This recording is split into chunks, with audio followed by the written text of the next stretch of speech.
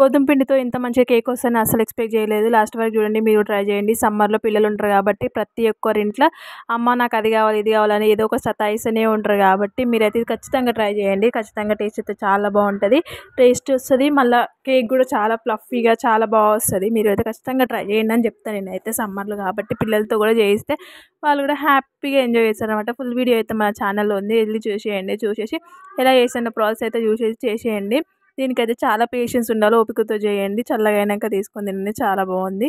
నాకైతే చాలా నచ్చింది. మీరు కూడా ట్రై చేసి ఎలా వచ్చిందో కూడా కామెంట్ చేయండి. బయట నుంచి కొనుక్కొచ్చిన అయితే ఏం లేవు, ఇంట్లో ఉన్న వాటితోటే నేనైతే చేశాను అనమాట. గోధుమ పిండితోటి, మళ్ళీ అది కూడా మైదా పిండి యూజ్ చేయలేదు.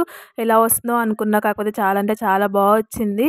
సో మీరు కూడా ఖచ్చితంగా ట్రై చేయండి. గోధుమ పిండి యూజ్ చేసి ఇంట్లో ఉన్న వాటితోటి మాత్రమే చేసిన ఒక 3 గుడ్లు, గోధుమ పిండి, కొద్దిగా చక్కెర, కొద్దిగా పాలు ఉంటే చాలు, కేక్ అయితే రెడీ అయిపోతుంది అనమాట. వీడియో మన ఛానల్ చూసి మీరు కూడా ట్రై చేసి ఎలా వచ్చిందో కామెంట్ చేయండి. Thank you for watching.